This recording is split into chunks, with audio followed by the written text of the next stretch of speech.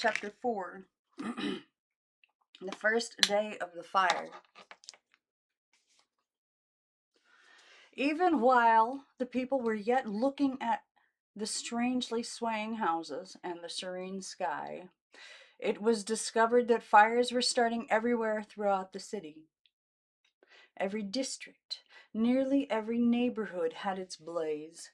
Some of them caused by falling and uninsulated electric wires, others originating in broken flues, and stoves upset in restaurant and hotel kitchens and flimsy tenements. It is known that there were 52 original fires on that fatal morning.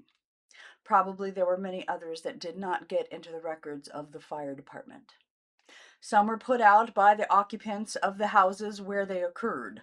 Others, finding things more to their liking, made a stubborn resistance and were controlled only after a lively battle. Many, too, getting a better start, growled and snarled like wolves uncaged, and were soon beyond the power of men to cope with. At 22nd and Mission, a fire started, and a quarter of a block was burned before it was controlled. Others occurred out in the Western Addition at Hayes and Laguna Streets, at Buchanan Street and Golden Gate Avenue, and on Polk Street near Clay. Though in blocks solidly built up of wooden structures, they were confined to a few buildings. Many other fires were already raging downtown in the wholesale district, north of Market Street, and in the tenement manufacturing districts to the south. There, where many fires raged among flimsy, tumble-down structures, the task was great. The firemen were scattered by many alarms. From the first, the streets resounded with the hurrying engines, here an instant to subdue some flame almost at the moment of ignition, then panting away in response to some other, perhaps more important call. The department on which the safety of the city depended was no longer a concentrative force. Those first alarms had cut it up into small squads and scattered them along a great skirmish line. Some found the hydrants dry from the first, others, for a time, had water. Most of the latter were effectively fighting their separate fires. Others were too few in numbers, too limited of apparatus, to do more than fight and hope for reinforcements. None of them were impotent. All had courage and grit and training. But their task was too great, their isolation from their brothers too complete. And as they fought and hoped for reinforcements, the streams from the fire hose dwindled away. Puzzled, confused, the men stood helpless, with the nozzles empty in their hands. Then the truth dawned upon them that the mains had been broken by the earthquake, and that the supply of millions of gallons stored in the reservoirs was seeping itself away into the soil, useless in this hour of greatest need. Serious as this loss of water was, it was the breaking out of so many fires at once, and the absence of their chief, even more than the failing water, that made the task of the firemen so hopeless. From many places came the call for more men, and from the hearts of many men in anguish went forth the prayer for the chief to come, the chief they felt to be equal to the emergency. Foreseeing such a conflagration as had just started, forethinking even of a water supply cut off, Chief Sullivan had been perfecting his plans through many years. In his own mind, he knew what would be best to do. He had the confidence of his men. He could count on them to carry out unquestionably whatever heroic measures might be necessary. And now that the long-feared event had arrived, those men fought on and prayed for his coming, not knowing then that he was among the first victims of the Temblor. It is known now that all that were lacking were leadership and discipline and a plan of operation. Water there was in the bay, and equipment and willing men, but these were as nothing in the unforeseen emergency without the chief. But he, hurrying to his wife's aid in headquarters, had been struck down by a wall from an adjoining building and received injuries from which he died 3 days later, unconscious to the end of the fate that had overtaken his beloved city. Throughout the city, the firemen struggled to put out the many fires, any one of which might cause a conflagration. Those struggles, however, were only skirmishes. The real battle was beginning in the district south of Market Street. There, the dwellers in ramshackles were scarcely in the streets when fires sprang up all around them. There, the tinder-heaped blocks spontaneously burst into flame in many places. In this district, as elsewhere, many detached fires were soon subdued, but others, either larger in themselves or occurring several to the block, had early grown into fires of threatening proportions. The firemen, willing, anxious, but badly scattered and soon deprived of water, were powerless. In a perfect devil dance of fury, the flames leapt among the crowded houses already shaken into tinder piles.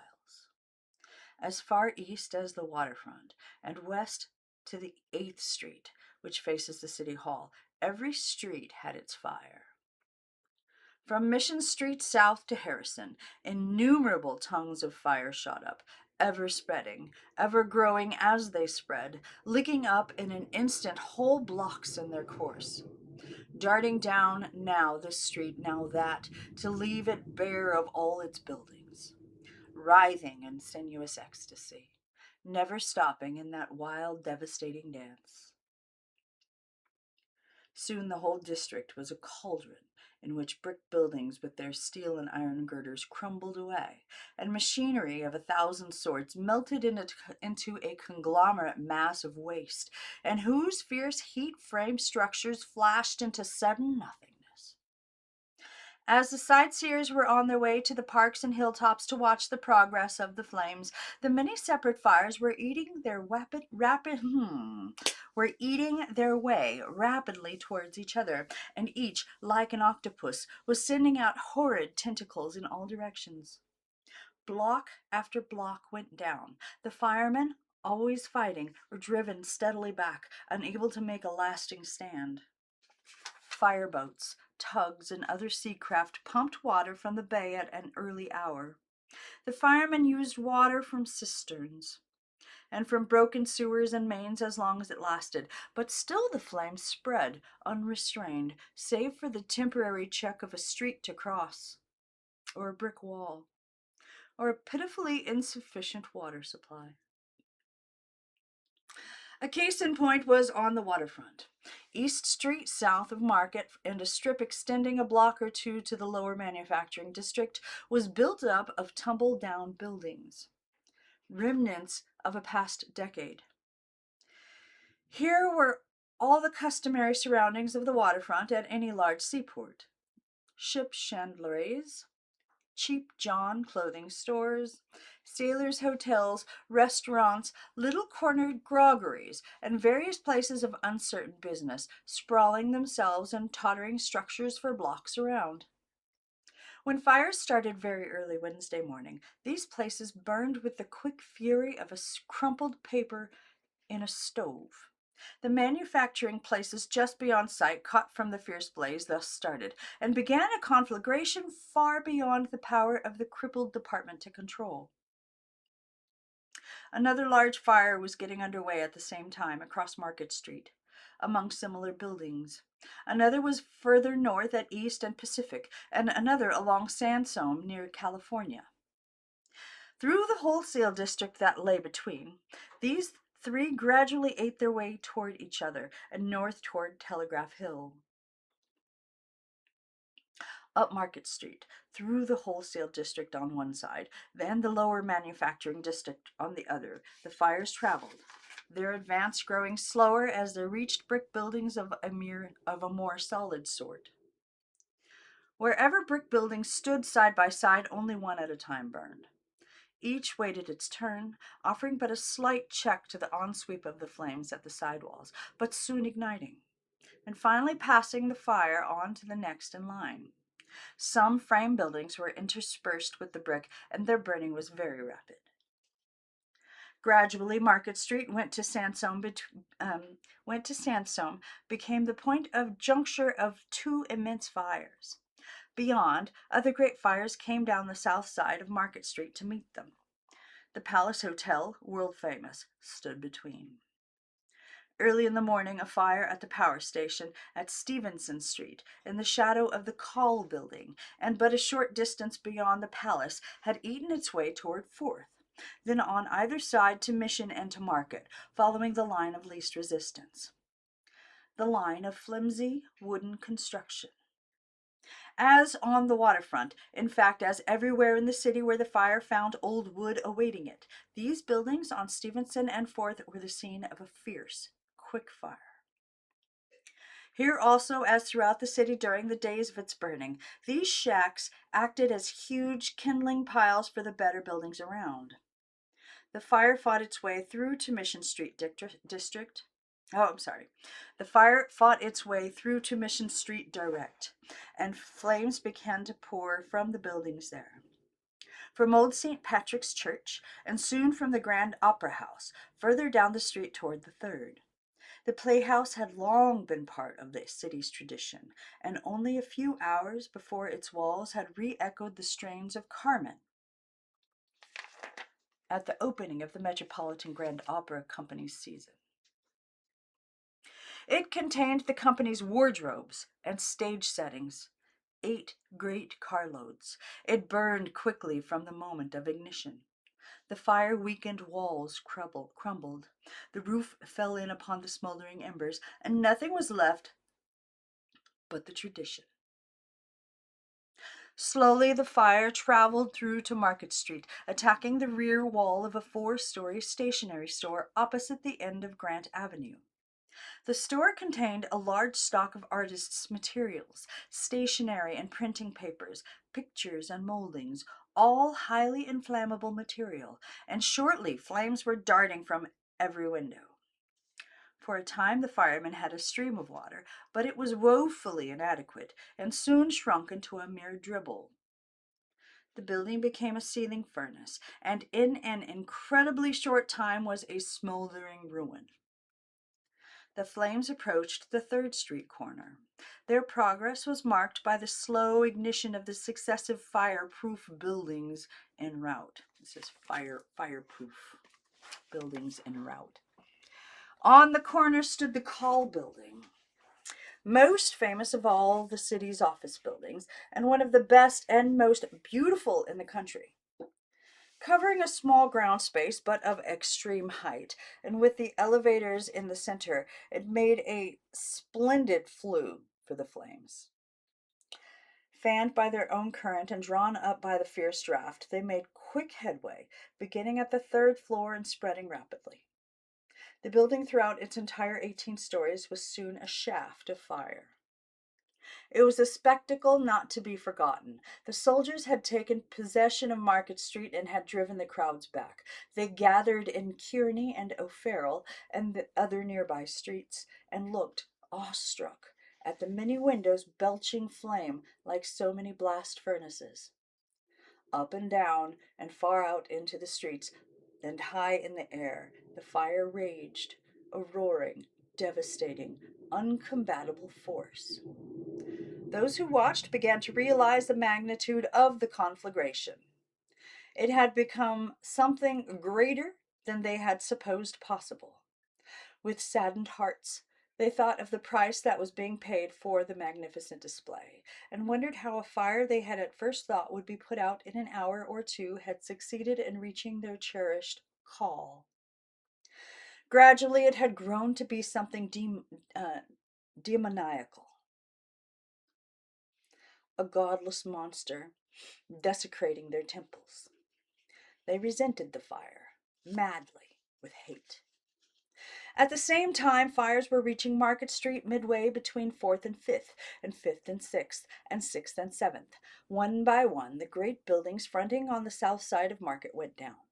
The morning began to wear away, and the crowds that thronged Nob Hill and other high places gradually realized that all the district south of Market was doomed. A pall of smoke hid the far-lying districts, but they knew that the fire was working its way there too, and must eventually spread far out into the mission. Of what was actually taking place there behind the smoke, they knew nothing. No regular papers were distributed that morning. No extras were issued. No man knew what was happening beyond the range of his own vision. Oblivious to the stirring scenes around, the newspaper bulletin boards foolishly announced the trivial news of the day before. Um, sorry, the oblivious to the stirring scenes around, the newspaper bulletin boards foolishly announced the trivial news of the day before, the doings of Congress and the President, and all the other commonplace matter that had seemed so important then. As to the real news of the day, there was nothing anywhere. Nothing as to the damage in other parts of the city, the number of fatalities, the fate of nearby cities, nothing but anxious speculation and a chance word here and there. Disquieting rumors began to circulate that the city's prisoners lay dead in the ruins of the jail, that hundreds had been crushed at the city hall, and thousands killed in various hotels south of Market Street, that the mechanics' pavilion had burned before the injured and dying who had been taken to it could be removed to places of safety.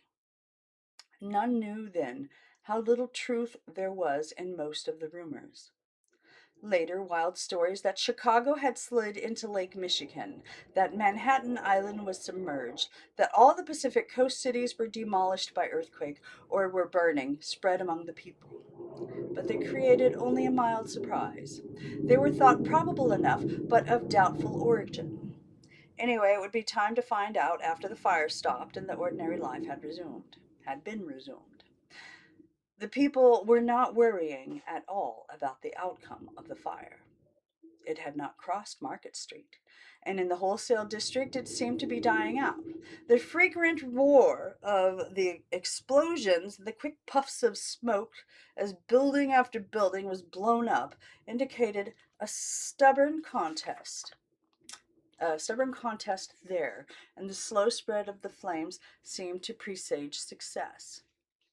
At about 10 o'clock, the word was passed among the watchers on the hills that a fire had started in Hayes Valley, and it needed but the rising columns of smoke from the neighborhood of Gough and Hayes streets to confirm the rumor. Of the origin of this fire, it is claimed that a woman, after satisfying her curiosity for a time, went into her house to breakfast on ham and eggs.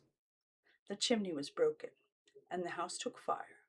And to the conflagration working elsewhere throughout the city was added another great fire. This manner of accounting for it is so plausible that the conflagration it started became generally known as the ham and egg fire. Finding block after block of frame buildings in its path, and with a brisk breeze blowing behind it, the fire burned rapidly in the direction of the city hall, turning aside for a while to leap the space of a whole block to the lofty spires of St. Ignatius Church and College on Van Ness Avenue. This was an institution that had cost $900,000 to build, and with its magnificent organ and mural paintings of the finest, was reputed to be the grandest Jesuitical church in the world. The building, with the organ, the mural paintings, and all the invaluable emblems it contained, were destroyed. Only gaping, unroofed walls were left. A few minutes before, there had been no fire within several blocks. There was no warning, no opportunity to save any of the precious contents. With equal suddenness, flying brands reached the huge mechanics' pavilion on Larkin Street between Hayes and Grove, a great barn of a place which had, earlier in the day, been converted into an emergency hospital. Quickly the injured and the dying were moved in such conveyances as came to hand, and the building was abandoned. Built all of wood, and hardly more than a shell at best, the pavilion burned fiercely, and communicated the flames to the city hall, already wrecked by the earthquake. In the yawning cavities left by the fallen walls, a fire found a means of easy entrance. On the top floor at the southeast corner, nearest point to the pavilion, was the law library. And here the fire caught. It spread from the chamber to chamber. each burning fiercely in its turn, but each, too, igniting slowly through the thick partitions. The building burned for 3 days, just as a mine burns, without hurrying to get through. But when the work was done, it was complete. Not a paper, save those few in the vaults, not a book in the public library or the law library, scarcely a document in the offices of the county clerk, the recorder, the assessor, and the other officials was left to tell the story of the city and county of San Francisco for 40-odd years. But by late afternoon, the Hayes Valley fire had made its way down to Market Street without spreading dangerously either northward or westward, and seemed about to burn itself out. Across Market Street to the south, nothing remained. From beyond the City Hall, clear to the bay, everything had been consumed. Almost the last to go of the buildings fronting the south line of Market was the far-famed Palace Hotel. Threatened by neighboring fires from the very first, its roof tanks and the untiring work of its employees had saved it, though at times it was actually ablaze. But at last the water was exhausted, and nothing remained but to leave the structure to its fate. With its flag flying as proudly as ever, the famous pile awaited the inevitable. Soon flames fastened themselves upon it. Gradually they spread from room to room and from floor to floor, working their way slowly downward from the roof. The interior, with its rich furnishings, became a seething furnace that burned till late in the afternoon. Finally, there remained only the massive brick walls, standing as staunch as ever, undamaged by either the earthquake or the fire. Ablaze, it was magnificent. Burned, it became a majestic ruin, with a dignity and beauty all its own. With the palace went much of old San Francisco. Wherever the city was known, the name Palace Hotel was familiar. It was one of the most famous hotels in the world. Its register was an enumeration of the notables who had visited the city, and its hospitality was a pleasant memory to thousands of people in all parts of the world. Even as the palace and its annex, the Grand, were burning, the fire that had started from the waterfront reached them, and the destruction of the south side of Market Street and of the district beyond was complete. West of the palace, naught but swaying walls remained, where great retail establishments had been, while southward from them stretched a smoking prairie with here and there a tall chimney to mark where some house had stood. Eastward from the palace to the ferry, the fire had passed through half a mile of well-built brick and iron structures, wholesale houses and factories, and had left nothing but charred ruins. In the wholesale district to the north of Market, the fire had made slow progress. All morning it had been held east of Sansome Street. Most of the buildings were brick, and some were stone. Some even had steel frames, and all offered the customary check at the side walls. A few wooden structures here and there made hot, quick fires, but the general progress of the conflagration was slow. Very slow. All day a stubborn fight had been waged against it, with a scant supply of water from the sewers and the bay. Explosives had been used persistently to raise threatened buildings in the path of the flames. Through the afternoon, the firemen prayed in vain for the usual west wind to come and drive the flames back to the bay, but only mocking breezes broke the strange calm. Again and again it seemed that the fire here was subdued, but each time, when its advance was checked in one direction, it spread in another, ever breaking away from the firefighters at some new point. Slowly, but none the less certainly, it advanced upon the base of Telegraph Hill first, then toward the financial district of Montgomery Street, the retail district of Kearny. All afternoon, the burning of a new 8-story warehouse full of paper at Sampson and City Streets afforded a brilliant spectacle to those on the hills, and by its intense heat sufficed to spread the fire among the little fruit markets and print shops nearby. For the first time it worked west of Sansome Street. A desperate stand was made to prevent it from reaching the slender 8-story Pacific Mutual building at Montgomery and Sacramento, the city's first building of any height. But despite all endeavors, the flames at length attacked it from the building adjoining and that at the rear, and from the Italian American Bank building across Sacramento Street. Even then, it seemed that the fire would be checked. To the south, fronting California Street, were the splendid 11-story steel and stone coal building, the Mercantile Trust Company's smaller structure of massive granite, and the excavation for the new building of the Bank of California. Eastward, all had been burned already. But here, too, the hope of victory failed. Here, too, the fire turned aside when it seemed cornered, leaving the coal building almost undamaged. As it worked down toward California Street, a charge of dynamite, intended to clear away a nearby small building, scattered burning brands across Montgomery Street and set fire to the block running through to Kearny. Quickly, it crossed from Kearny to the little arm of Chinatown that reached down the hill beside Portsmouth Square. And beyond Chinatown, with its huddled houses and narrow passages and overhanging porches, lay long miles of close-built wooden dwellings, all the unburned part of the city save that other residence district far to the south, through which the mission fire was eating its way, as yet unchecked. Between, the fire from Hayes Valley was still advancing along the north side of Market Street and through the upper retail district. Everywhere the fire spread, relentless, all-powerful, overcoming the most heroic efforts to stay their course. So the day wore away, and with nightfall the conflagration came to spell doom to the watchers on the hills. One by one, landmarks were going. A cloud of smoke here, elsewhere a tongue of flame, told the story of the passing of some familiar haunt. At first they had been merely curious watchers, but gradually a feeling of sorrow, of regret, of love crept upon them. As time went on and the conflagration spread over larger areas, there came a tense wondering if it would all stop while there was something, if only a little, left. Something of that beloved city in which they all had a share. In full view of its helpless people, San Francisco was being devoured by a monster, which they were powerless to subdue, and the extent of whose appetite they could only guess.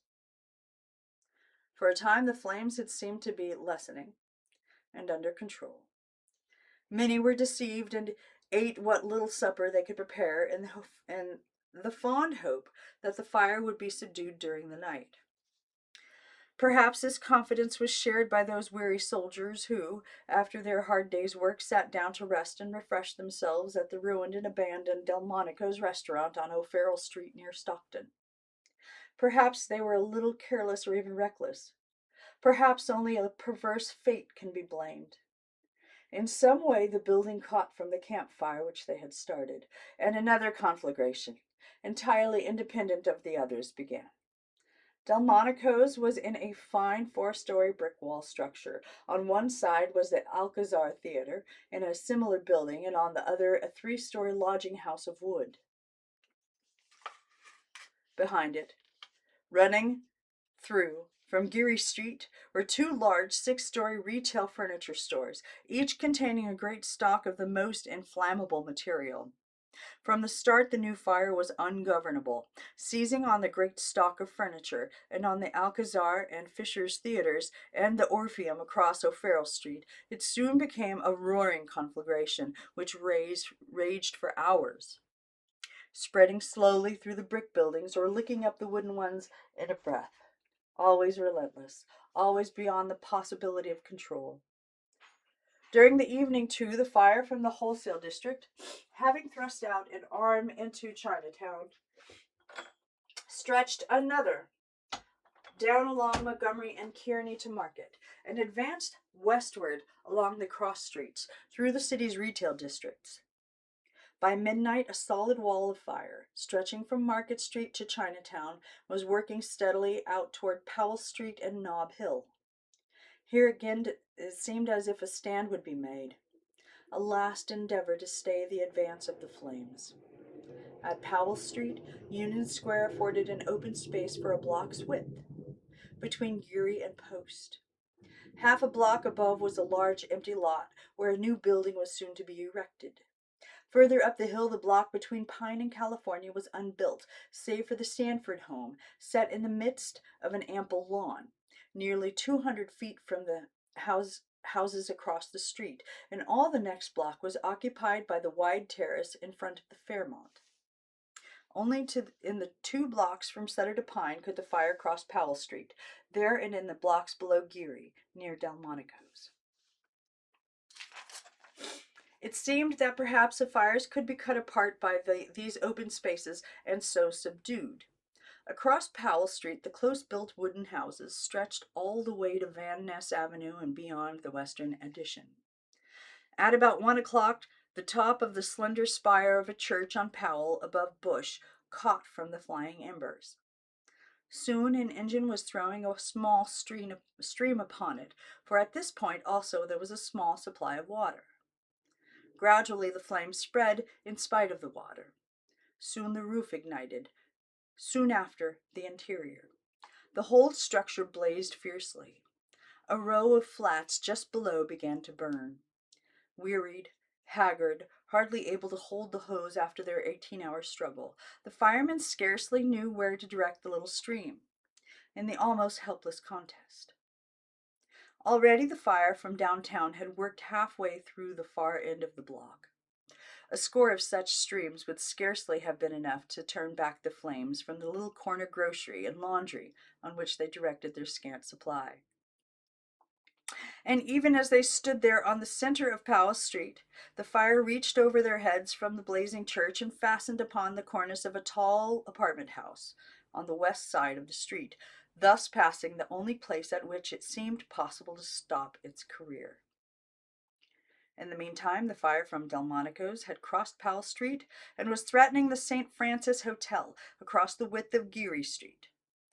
For a long time the building held out and seemed safe, but shortly after 2 o'clock, heavy smoke began to roll up from the interior and flames began to play along the roof. Doubtless a little water could have saved it. As it was, the burning of a mere 3-story wooden building across the street proved sufficient to ignite it. Soon flames burst from every window. By morning only the walls and floors, incombustible stone and tile, remained.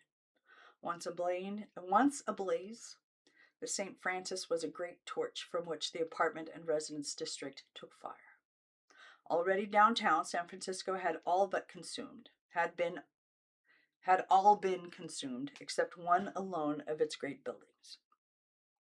At the corner of Powell and Market, running through to Ellis, stood the James Flood Building, just a year old. 12 stories in height and of monumental proportions, it was San Francisco's mightiest office structure, greatest in size, most massive in design. During the morning it had stood unscathed, while across Market Street the great Parrot Building, with Emporium's tremendous stock, had been consumed. At night, the long row of buildings adjoining it on its eastern side and those facing it on Ellis Street had burned. But it had still survived. Later, all Powell Street from Eddy to Ellis burst into flames, and in the end, fires burned on 3 sides of it at once. Still it stood, an island in a sea of fire, the fierce waves of flame beating in on it from all sides. Finally, in the early morning, about 4:30, the intense heat of the upper air ignited its 8th floor. With the Flood Building went the last of San Francisco's business section. The conquest was complete. A line of fire, greedy, relentless, ever hurrying on, stretched from Market Street to Nob Hill and across the Mission District, traveling slowly, irresistibly, westward throughout the city. And to the westward stretched an unbroken line of residences, wooden, close huddled, and all that remained of San Francisco.